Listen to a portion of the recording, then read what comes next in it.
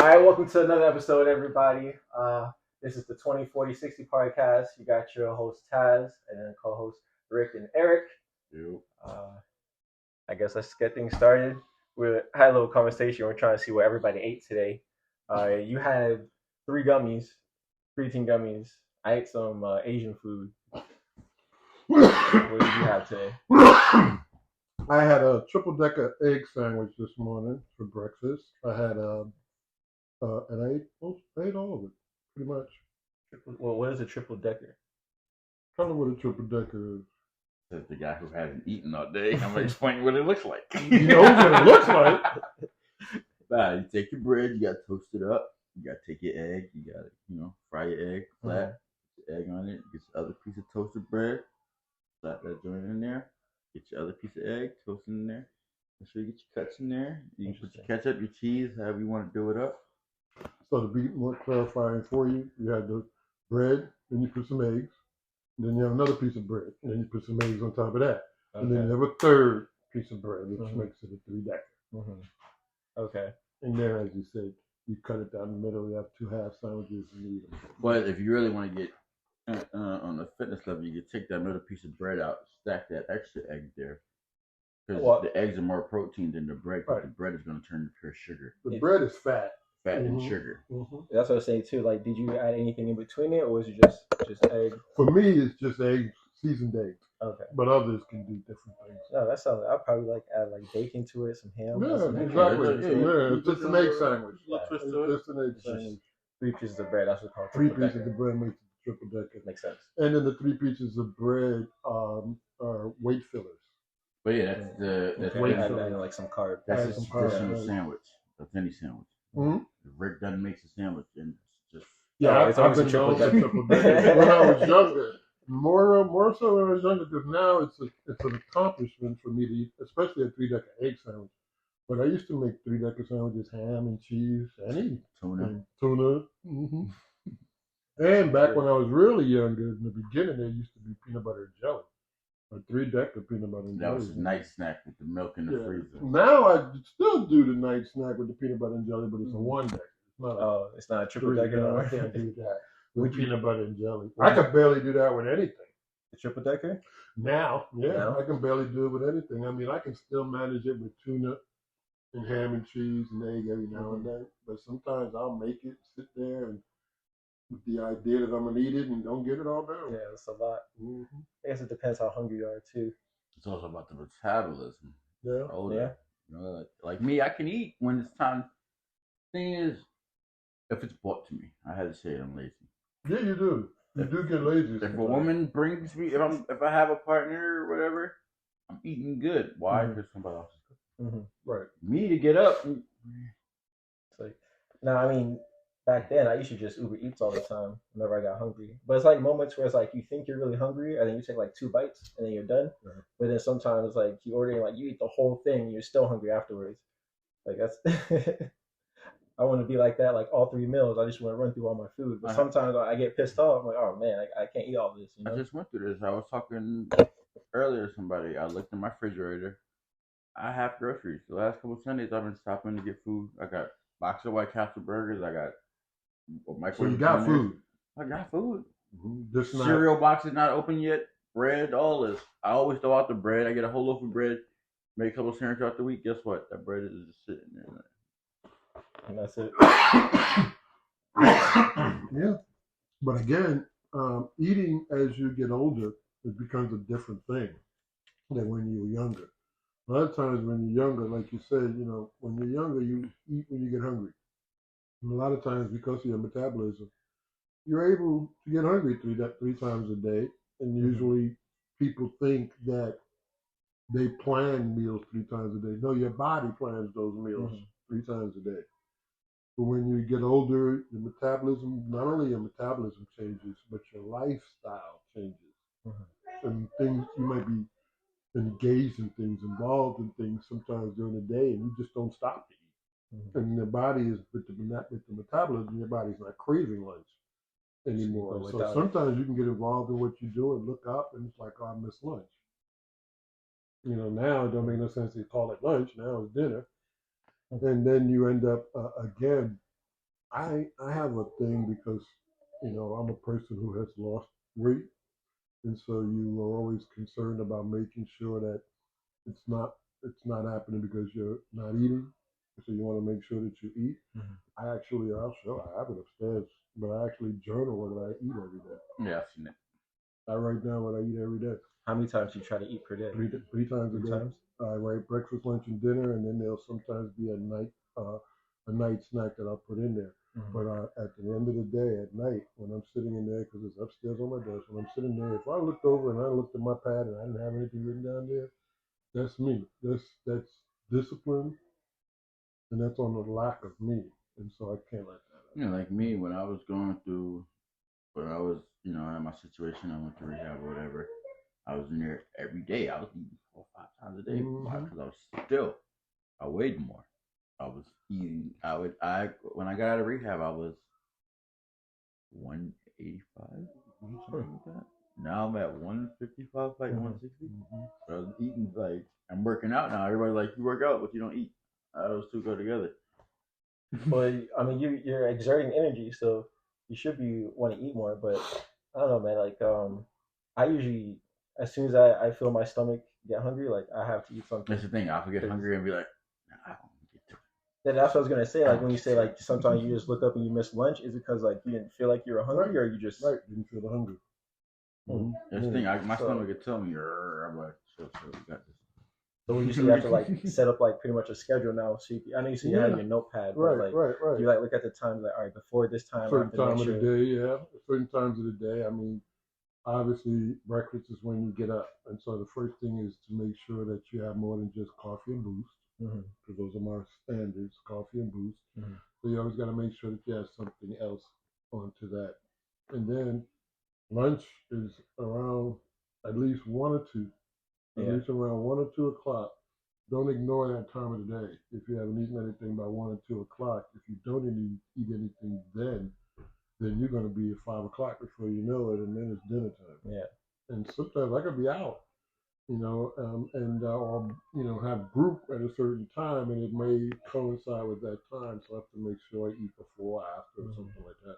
But at the end of the day, what happens when you get older is eating becomes conscious. Conscious. You become you have to put it in your plans. It's not like it's automatic. Like when you're growing up, you don't plan your day. Okay, you'd be surprised how many times me and your mother talk about, okay, what you gonna eat for dinner? Mm-hmm. Or what you gonna eat for lunch if it's a daytime. We ask each other all the time because a lot of the times you have to plan it. And if you're not thinking about it, you don't plan it. Pass you by. Sometimes you can go through the day without thinking about it, so we remind each other. Yeah. We remind each other because eating when you get older is different. And then there's a lot of differences in certain people. My brother told me a long time ago, my middle brother told me a long time ago, when you become older, you eat differently because you don't eat for pleasure anymore. Mm-hmm. You eat for purpose. You need it for body nourishment and all that. And so when you're younger, you tend to look at food as an enjoyment. When you're eating, it's kind of like, especially when you get older, get your own money. Every meal is a celebration of what I want. Because you eat you get to eat what you kill. And it's a celebration of what I want. Let me see. Oh, I want it today. You pick out the most tasty thing you can think about. But when you get older and realize that eating is no longer, a fantasy or something like that, that it's more about the nutrients and how to survive, then he says you learn to eat different things because you're no longer eating for pleasure. I mean, I can imagine that's still a good thing though, even if you start that earlier, right? Like, if like, say, like at my age, I start planning. All right, I'm gonna make sure I eat this much breakfast. I'm gonna make sure I eat this much lunch and this much dinner. Mm-hmm. Like, I can make that like a good routine throughout and just be used to it. Yeah, again, consistency in one area of your life can bleed over to consistency in other areas of your life. Mm-hmm. I mean, when you start thinking about disciplining yourself, which is the cousin of consistency, then you need to think about it across the board, not just work, but health, and family and your behavior in every area. Eating is a big deal. I mean, I go through it. I look at it now. There are people who get older and get fat. Mm-hmm. You ever seen that? People get older, get fat. Yeah, they get way bigger than and then you got people that get older and get thin. So what makes one happen and the other? Because I have this theory. Who knows? You're gonna go through two parts of life. Like either you're gonna be the slim one or the sexy one in high school. Your girl to be like, oh shit, what happened to you? Mm-hmm. Or you're gonna be the oh shit, what happened to you when you're younger? And you're gonna be after that like, oh damn, that's him.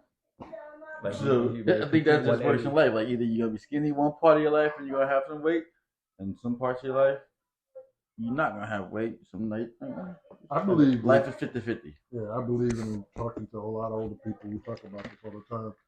You know, we believe that your body was designed to be a certain way. Mm-hmm. Some people are born with different body shapes, and you can eat yourself out of your normal body shape. Mm-hmm. But when you get older, you're going to return to your normal body shape.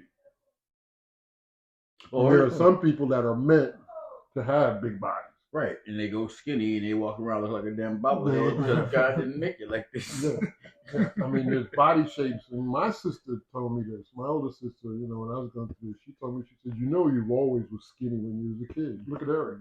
Mm-hmm. I was that before, that size. Yeah. But I got up. You saw me with weight, mm-hmm. But that wasn't where I was born. My body shape, my body type is his body type. His body type is my body type. Mm-hmm.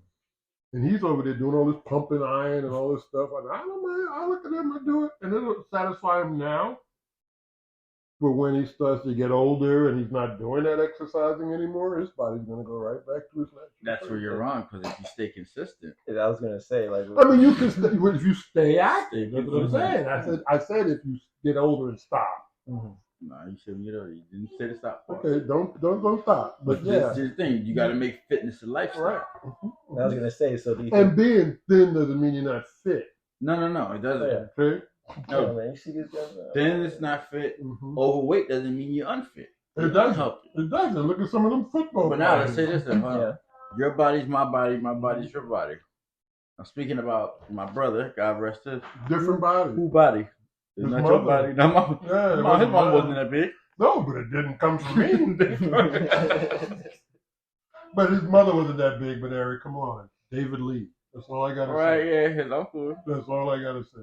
That's the family. But then, if you go back, like you say, your body goes to your natural body size. Ricky was small at 12. He wasn't obese. Yeah, no. He wasn't small. He was smaller, but his body type was still chunky. I bought his clothes. He was like, chunky. He was chunky. How tall was he again? Shorter than Erik. Probably like what? Like 5'8". 5'8"? No, more like 5'10", maybe. 10. Mm-hmm. I'm 5'11", so he was a lot. He was shorter than that. But like, even though he was skinny, he used to kind of have like a wide body. He was never skinny. I think you said before he was smaller. That's smaller. Oh. he was smaller. Skinny. No. Well, there's a picture. Hold on, the picture on the ship. Now that doesn't fit his body. Oh, I can't get it out because. Yeah, the picture of him on the ship. Mm-hmm. No, I got a better one. With skinny, that wasn't good because. But there's one. Don't worry about it. But there's one of them when they were very young. Mm-hmm. Ricky was probably 14, 13, 14. And Erik was about 8 or 9. The picture's right up there. And I'm there, and Ricky's standing up, and you can see he's standing up. You can see that's the old Ricky. Mm-hmm. That was in the beginning. Right. He wasn't, like, wasn't noticeable. But like you said, you're saying you return back to your. No, he wasn't returning. No, but he was growing up. No, but his natural body type wasn't skinny. It wasn't like he back to what I was saying. Like, he was on a cruise ship, and he seen the picture when he was slim and the haircut. And I was like, looked like 50 Cent when he did that Sick movie. Like, boy, what the hell? Like, this ain't you. Mm-hmm. This is not you. He's like, yeah, slimming up. No, gain. Eat something there. Quick. Yep. I mean, everybody has their normal body type. And we can how lifestyles throughout the years we can do things to change, to alter, but at the end of the day, if you leave it alone, it's going to go right back. Basically, at the end of the day, your body and your results and everything your result is going to be a result of something you did, right? Consistency or lack of consistency. Mm-hmm. Now, how would you like define in simpler terms what consistency is? A repetitive action, a dedication, routine, Okay. Lifestyle. Consistency can go with a lifestyle. Decision making. You consistently make wrong decisions. You consistently make right decisions. Let me help you out because I mean, again, you already answered the question. I mean, about what consistency is. But don't use discipline in the definition for consistency because consistency and persistency are words that don't. Consistency is a word that can't stand alone. It makes no sense to just talk about consistency by itself without talking about the fact that along with consistency, you have to recognize persistency and discipline. And that's why you were starting to use discipline in your description of consistency, which because they're all associated. Discipline is the cousin, consistency and persistence are brothers and sisters. Consistency is the sister, persistency is you, the boy, the brother. Mm-hmm. So yeah, consistency is what you do on a regular basis. But again, you are not going to be recognized for any kind of consistency if you don't understand discipline. Because discipline is what makes you consistent. You're not consistent unless you first learn the value of discipline. You're doing it. The reason you're doing it is why. The reason you're doing it is what creates your discipline. The discipline comes from why I'm doing it. Your consistency comes from your discipline. Can you give us an example of like something like you've been consistent in? Absolutely. I mean, you can't run a business without having something you can show that you're consistently doing because that's how you make money. Mm-hmm. You have to be able to consistently provide the service or product that you're using. In my case, to answer that question, groups consistently. I've been doing groups. I mean, on a consistent weekly level. Weekly, I haven't. It's been 15 years since I've not had a group session. 15 years. 15. But let me change this though. You wouldn't be doing groups for 15 years without progress. Discipline. Well, yeah, without the discipline. If you're just doing groups and just talking and shit wasn't happening, you wouldn't be doing groups. But again, consistency. There hasn't been a week. Mm-hmm. Maybe a week. Maybe I went on vacation to St. Lucia. Yeah, I mean, that would make sense. Yeah. But other than that, working. There hasn't been a week that I haven't done at least one group.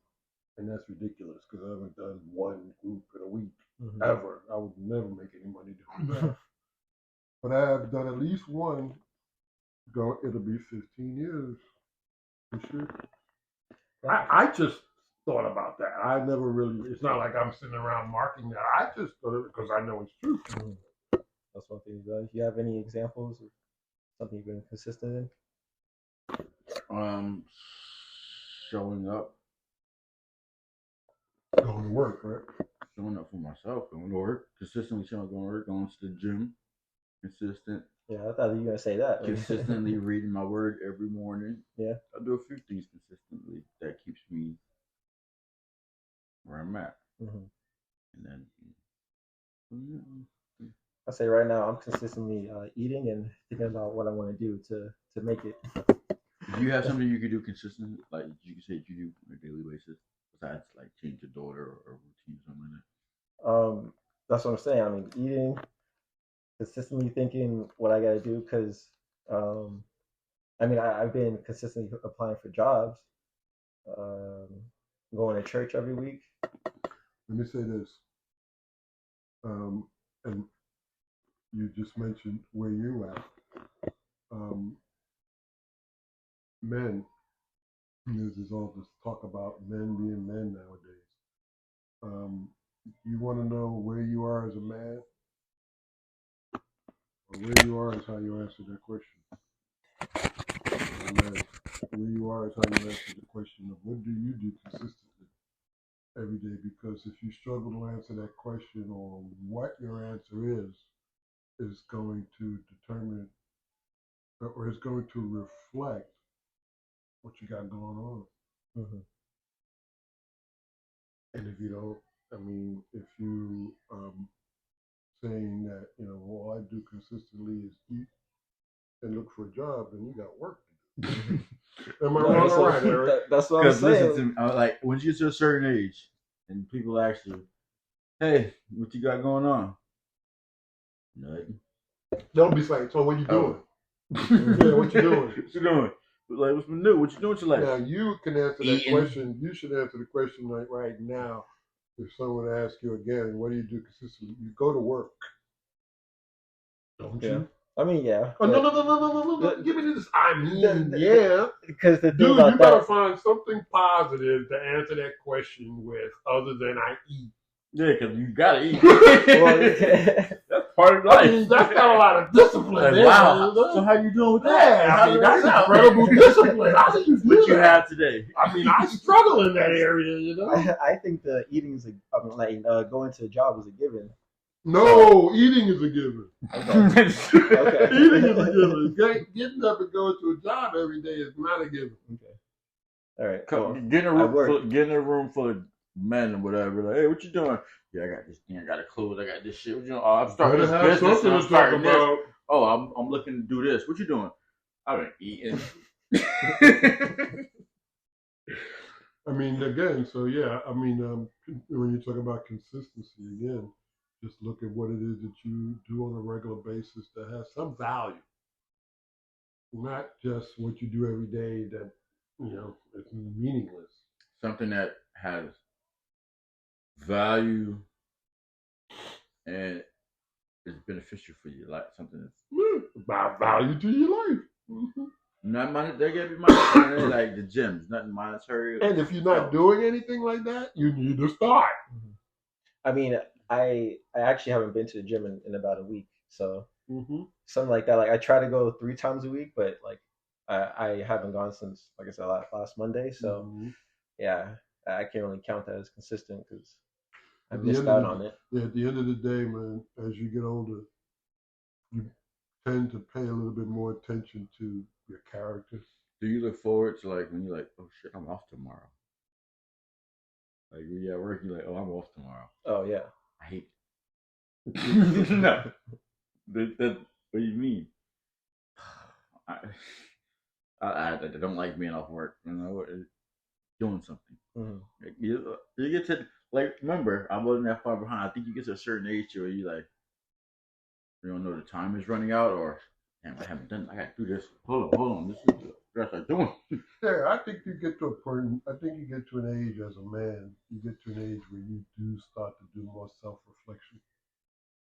You do start to do more self-reflection, and I've been doing it a long time. I'm sure you probably reached that point where you start to do a lot more. I'm a lot by myself, so being in a room, being by yourself, you kind of look at yourself, think about it's just me in here, and ain't nobody telling me giving me their opinion, and I'm hearing it myself. Like, nigga, what you doing?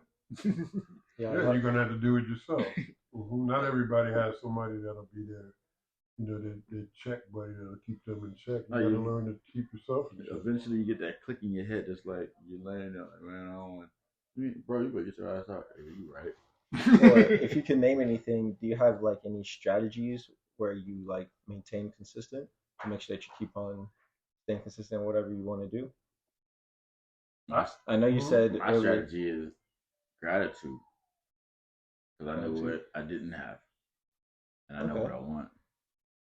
Okay. Yeah, your consistency comes from what you want. I open my eyes.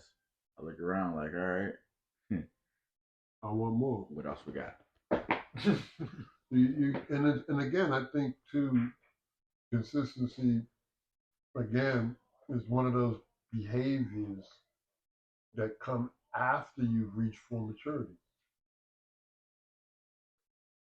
And what I mean by reaching full maturity is, like you said, you reach full maturity when you reach that point where you check yourself, where you sit and you think and you start planning and you critique yourself and you discipline yourself. You start moving differently. You start That's making different maturity. moves. That's maturity. And I mean, you know, biologically, you know, a human brain is supposed to reach full cognitive development at 25.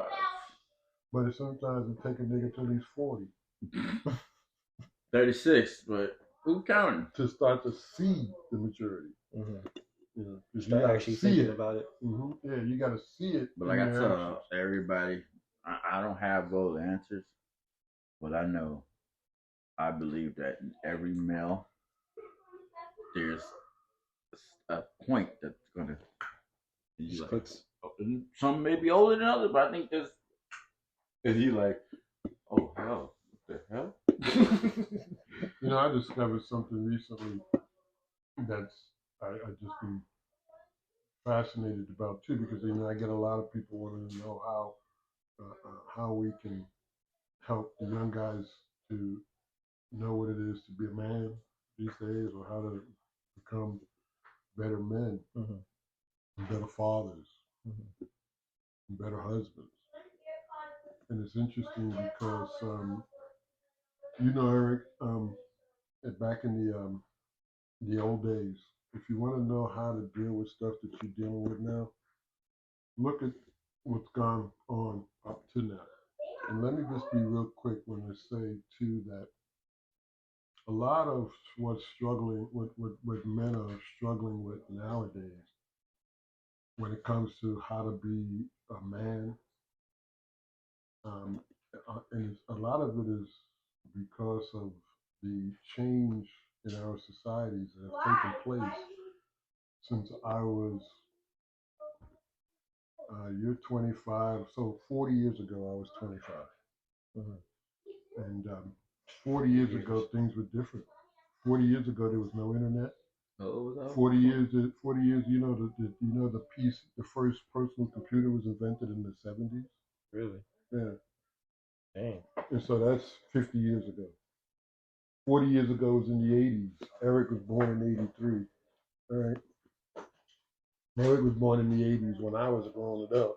He was born in the 80s. But back then, the internet wasn't invented. There was no social media. There was barely computers. Barely computers. There were a lot of people who, I mean, the PC was invented in the 70s. Average household didn't have a PC until like the 90s. But I say all of that to say this change in society from then to now dictates how you are a man. Because you're not, you're growing up now in a different environment than I grew up in 50 years ago. And the different environment, I sit in a room and I listen to Christian men talk about how to be a man, you know, and nowadays now we have to stand up and be a man. And young men talking about how difficult and confusing and hard it is to be a man these days because of this and that and this and the other. And I listen to them talk about, you know, we need to go back to the day when men ruled the house or controlled the household or was the head of the family. And I listened to that, and then and when they try to, when those people who were talking to these young men nowadays that are struggling, and they tell them, you know, you got to go back into the household and establish yourself as the man of the house. Okay, so how the fuck do you do that? And most of them will tell you, well, the way I did it, that ain't gonna work no more. Yeah, that was 40 years ago. The way, yes, I'm saying, the way I did it, that ain't gonna work no more. You can't just come in the house and be the man and start barking, be the loudest voice in the house, and everybody shut up. Yeah. You know, because you're the one that pay the bills, you're the one that bring the food home, you're the biggest one in the house. Ain't nobody gonna fuck with you. But 60% of the house is you and my daddy now. Well, and now it's different. Now it's a whole different story. Not only just that, but again, I have to go back to technology. You know, in the early days of this country, we had farming, right? Remember, we had all farming. Go back to the days of farming. During the days of farming, they had something called the agricultural revolution. The agricultural revolution was the fact that there was farms popping up all over the goddamn place, and there was a lot of money being made off of those farms, and a lot of people needed the products. And so it became, they called it the agricultural revolution because agriculture exploded. And then after the agricultural revolution, we had 4 economic revolutions in this country. After the agricultural revolution, where we had farms all over the place and they were thriving and money was being made, came the industrial revolution.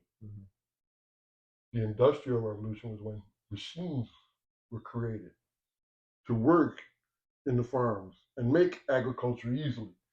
So now they created industrial revolution became machinery.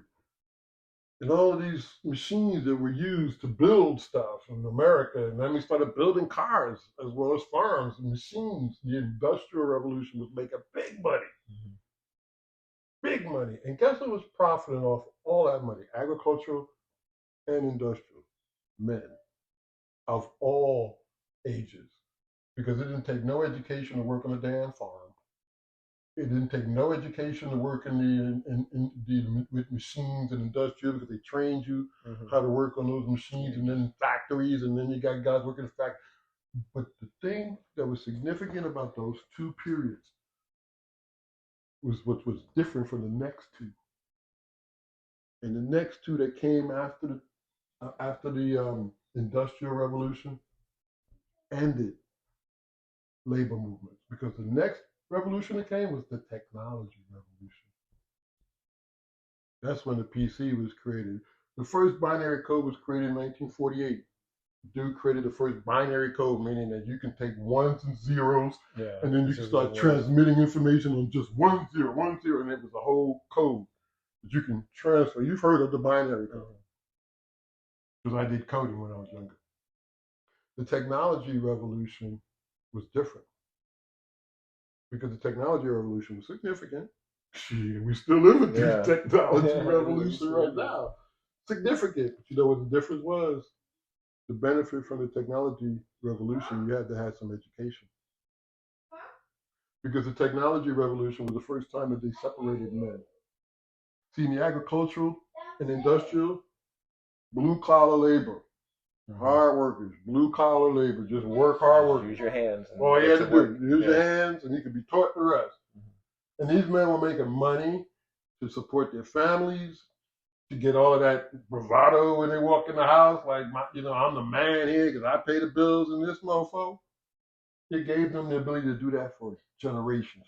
Both of those revolutions were solely benefited men. But when the technology revolution came along, it benefited the education.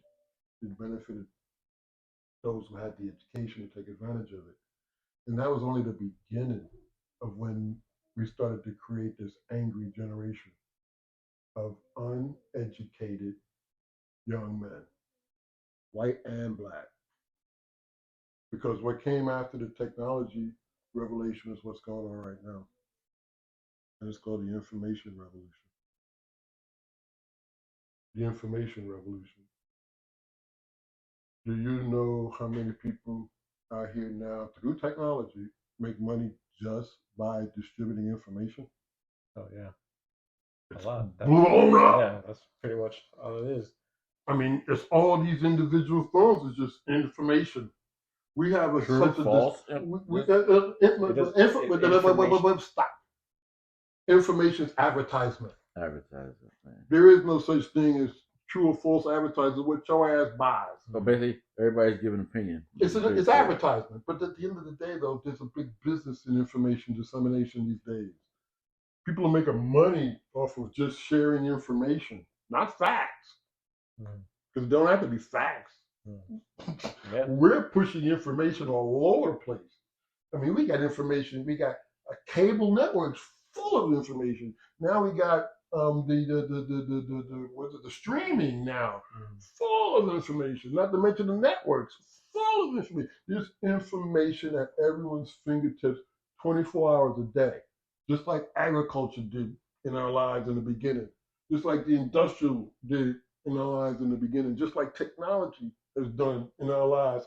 And now information. People trying to make money by just sharing information. Don't have to be facts, but just sharing information. Now, the problem with this for men is, again, it further sends uneducated men into the hole. Because the problem with a world with so much information is that, again, information is advertisement. And in order to be able to actually understand a subject, you just can't read the headlines. You got to read the story. And advertising is a headline. The knowledge is in the story. And if you don't read the story, you're not getting any knowledge. You're just consuming a lot of information. But you don't know what it is that you're listening to, or you're looking at, or you're thinking about. And it could be fucking with your head. Like you heard some stupid headline, white man kills black dude. Oh, man. Dude, read the damn story. See what happens. See what happens. First, before you start making thoughts and opinions and getting radical. That's just something I pull out of the air. The problem with having a society that is so hyper information driven, information is advertisement that needs to be processed and turned into knowledge. You cannot make a good choice or a good decision off of a headline. If you just saw the headline and that's all you're making your choices and decisions on, you can't possibly have enough information to make good ones. And so the problem we have nowadays with so much information that's being thrown out here, and a lot of it's not true, but yet you have a majority of people who are not taking the time to really dig into the information. They just consume it a lot. And then some of them will even consume headlines and then talk about them like if they know something about it. And if they run into somebody who knows less than them, then they can get affirmation that they think they do know something because they just read a headline. Problem with it is that information has to be processed and turned into knowledge in order for people to make good choices and decisions. But we have too many young brothers and white guys. We have too many young guys, 40 and under, that don't value education. And the fact that they don't value education means they also don't value what it takes to turn information into knowledge. And they can't. And they don't. They do a very poor job of turning information into knowledge. Because a lot of the times information is being advertised in a manipulative way, in a way to try to persuade you. That's why they're advertising it. They're trying to get you to see their opinion about something. So they're going to definitely throw that up in the headlines. But I mean, you have to find the facts. And if someone's talking about a particular subject, you read what they say, you see what facts they provide you. If they don't provide you any facts, and facts are clear. Facts are easy. Facts are not disputable. Facts are not such a thing where this is your facts and this is your facts. No, there's only one fact. There's only one fact, yeah. And if they're not sharing facts in the article, then they're trying to be deceptive. If they share the facts in the article, then you can decide whether what they say makes sense or not. But most brothers don't read the article. Why? Because a lot of brothers can't read. 40 and under can't read. Yeah. Not only I won't say so far as they can't read, they don't want to. They don't want to. And nowadays, you cannot be a leader of anyone, whether it be your own damn household or somebody else, without reading. And not only just reading, because again, like I say to these young brothers that are trying to be a man of the house, fathers, husbands, we live in an information age. It's an information revolution. It's the information era. if you want to be the alpha in your house, you have to be on top of information. Mm-hmm. You need to be confident and able to carry yourself in any. You know how many times we're in this house and Addie, Shamika, Erik, Taz, Lala, all y'all millennials, Gen Zs, Gen Xs, all y'all in the house. There's not a subject y'all could talk about that I don't know about. And I'm confident about that. Confident about it. And if you want to go to the outskirts and try to grab some shit from way out there, knock yourself out. But at the end of the day, there's not a thing you guys can talk about that I don't already have some knowledge about. You could be the expert because it's what you're focused on right now. You want to be a goddamn dad nowadays? Your ass better be ready to talk to your kid about whatever the fuck they're dragging out. I used this analogy the other day. Kids back in the old day, you used to see a little kid bringing stray animals home. You know, mom be like, "Ah, leave that thing out there! Don't bring that thing in there." Or little Johnny in the commercial dragging in a dead frog and yeah, literally right next door. I don't know if you remember Kyle, but he brought a iguana inside the house before as a pet. Yeah, and it freaked your parents out, right? You know. I mean, Ricky had the bird. Yeah, see, kids do that shit all the time. But you know what's going on now in the information generation? Because back then there was no information generation. You know what they're doing now? They're bringing pornography into your bedroom at 10. Mm-hmm. They're bringing murder apps into your house at 11 and 12. They're bringing violent video games. Which is worse, a dead frog or a violent video game? Definitely the video game. But that's happening right under dads' noses. Why? It's not as big as bringing home a nasty ass iguana, right? It's not the same, right? The nasty iguana, you freak the hell out on your kid. Don't do that shit again. But he's bringing them. You caught him with pornography, or you caught him with a crazy app or something like that. That's what they're doing now. Yeah, because as it's different. Because I know, but you got to pay attention. Before we had to sneak around and find the magazine in the daddy room, and then it was similar. But then again, also those. But see, as a dad, you got. That's why I say you got to be on top of information. But like the difference now, like me and my relationship with my son at this age, at 20 years old, is different than my relationship with you at 20 years old. Has to be. Me and my son, we talk basically about everything. At that age, I didn't talk to him, but because it wasn't, you didn't have. I'm the father, the dad. Like you don't holler, you don't sit there. Mm-hmm. Now, fast forward, I'm 41. He's 65. We have these conversations. I could talk to him. We talk about, like I talked to my 20-year-old son. So I guess it's changed, but at that age, I couldn't talk to him like EJ talks to me, or we talk like, "Yo, what's going on, bro?" Like, we don't sit down and have those conversations. Me and him wouldn't sit down and have an hour conversation on the phone about this, and that. Like me and EJ do. It's just different. I don't know. Well, I mean, and everything. But we live together. Well, that's a big difference. Yeah. We live together. Yeah, you can be on an hour on the phone with your kid if you haven't seen him all week. But it's not like me and him would come down, like he'd be in the living room watching the game, and I'll be like, "Hey, what's going on, Pop?" Let me ask you a question. I don't think I've ever asked you this question before. You grew up with a dad, and now you are a dad. Do you feel like it's benefited you growing up with a dad, being a dad, or not?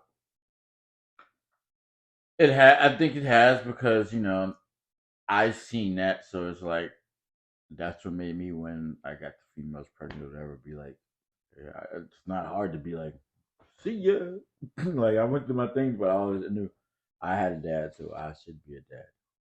You know what I mean? So I gave it that. And that's why I tell men sometimes too. But hold on, like some people look at it differently. Like they didn't have a dad and they wanted to be a dad. That's what I did. Now, like when I look for it, I'm happy that my kids have their mother in their life.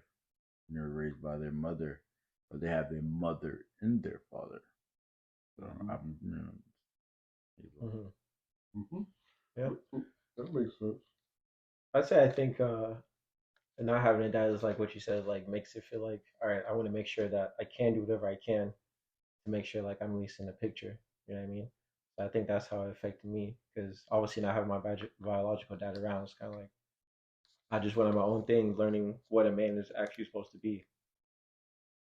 So And I tell you though, right now, I mean, there's so much talk going on But around. technically, that was the father in your yeah, but it's different. right. It's different from the biological Yeah, aspect, but and it didn't take until like pretty much damn near my 20s to really understand. to accept it. Yeah. But it's not like you grew up without the male. Image. Right. You had the image. image there. Mm-hmm. Which you had the messenger there. Were you Mhm. receptive to the message? Or was it, but at the younger age, it was more of, like I said, nigga, you ain't my daddy. Right. Yeah. Until you get older and you realize, and you're like, I guess this nigga really is kind of my daddy. He did some daddy shit. Yeah, I remember Taz in the kitchen here back in the early days. I think he was about 9 years old or something like that. He remembers. Yeah, He's I know. laughing now. And I mean, you know, Taz was going through his rebellious 9-year-old active. He was always a hyper kid, and active. And so, you know, he's just being Taz, you know. And I said something to him about him just being Taz. I don't even remember what it was, but I said something to him. But my mistake was, you ain't my dad. Like, oh, okay. All right, damn. All right, no problem.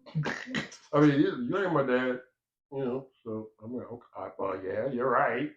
But and he was 9 years old.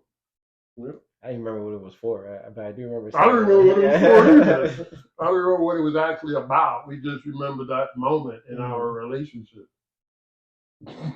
But see, like, I know situations like now, I'll be waiting for that or a little better. You ain't my dad. Oh, he did the same thing. Well, he didn't do the.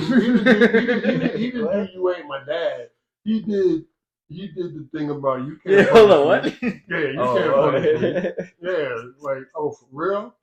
I mean, oh no, I hit 14. I'm like, yeah. He was laughing at me, like, you know, dang. you know, like laughing at me, you know, like, you can't punish me. What you trying to do?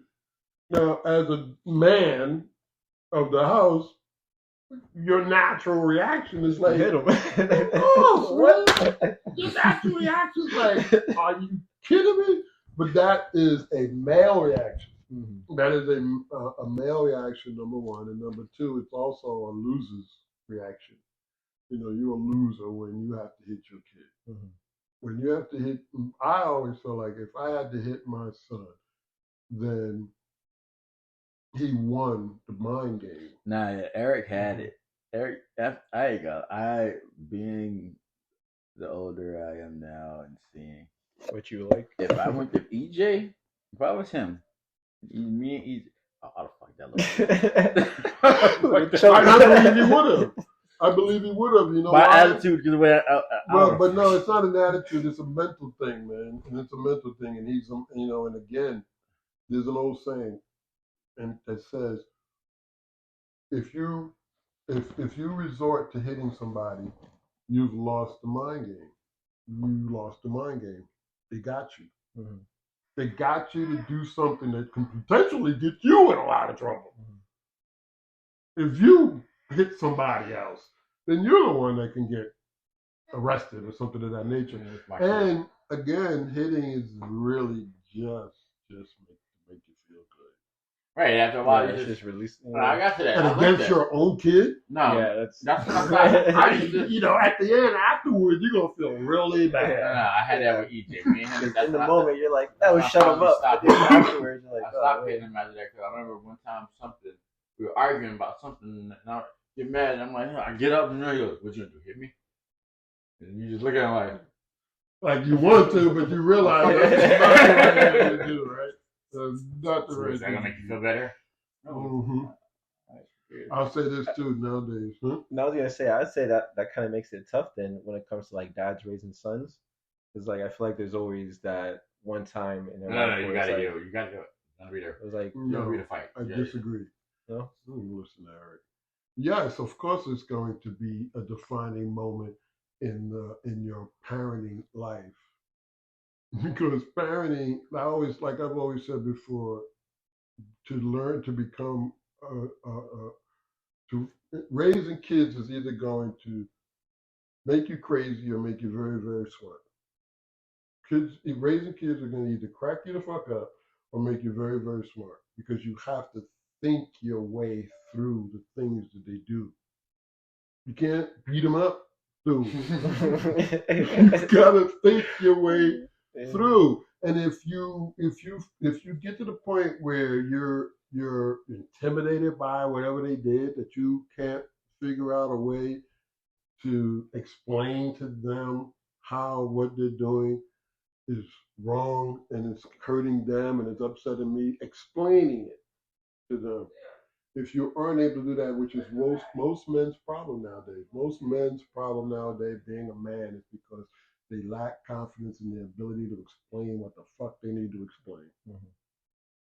And they lose their temper when they least need to, because you need to explain something. You can't be losing your temper to try to explain it to your kid. Because they can recognize your kids. You're trying to tell somebody, your kids especially. Your kids especially, they recognize when you lose your cool, and they're not listening to nothing after that, because they don't believe after that anything you're saying is going to make sense to them.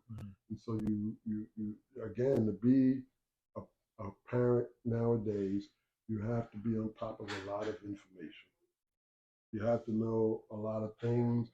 And you have to know that your kid better than your kid knows himself. And you have to rely on that your kid better than your kid knows himself. A lot of that information that you need to know in order to be a good parent is information about your damn kid, your kid. Know your kid inside and out, from the moment from the time Noel's age to the time when she's 14 and you're trying to talk to her about something that she did. You're gonna have the fact that you were there from day one. You know her better than anyone, even her, and they know that. That's the best way to be a dad. The best way to be a dad is to be able to be on top of all that information that you need to be a good dad. Yeah, no, that makes a lot of sense. I mean, I don't want to say it this way because it sounds kind of extreme, but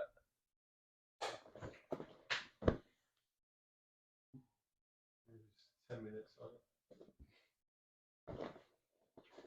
it. What was I saying though?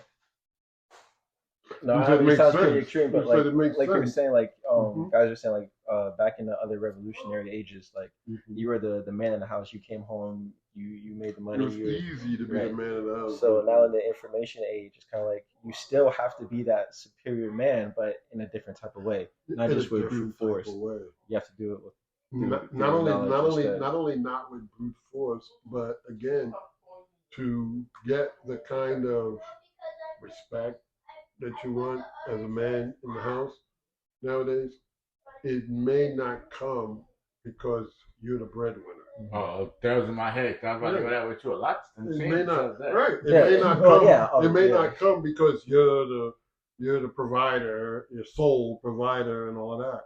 And you still have to know that even if you're not the sole provider, that everyone's not depending on your salary, that your wife makes money or may make more money or whatever the case may be. You still no, but you still see, this is where a lot of young brothers trip up big time, because you got a lot of aggressive young ladies out here earning their own money, and so a lot of these young brothers are intimidated by that situation, and they don't think, because they're still living under the old principles. But also, there's a different breed of females that have that want the brother, that makes them feel that insecure. Because don't get it twisted, it's not just us, not us guys that's not financially set, that's intimidated to step to the woman. The woman will look at the shit belittle you before you know it. Right? They're judging you just like that.